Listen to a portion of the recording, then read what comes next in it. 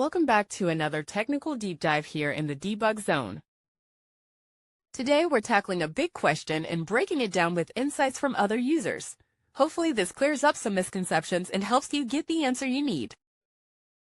So buckle up, stay a little curious, and let's jump right in.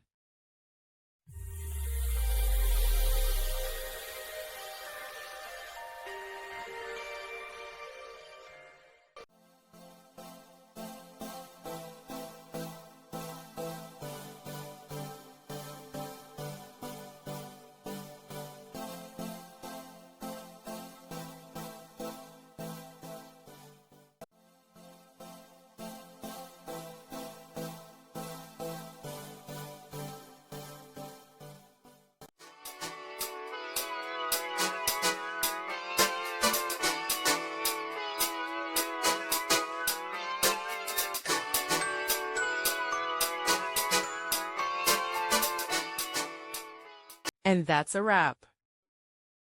I hope you found the answer you were looking for. If you did, take a second to hit that subscribe button. It really helps out. And let me know in the comments which solution worked best for you. See you next time in the debug zone.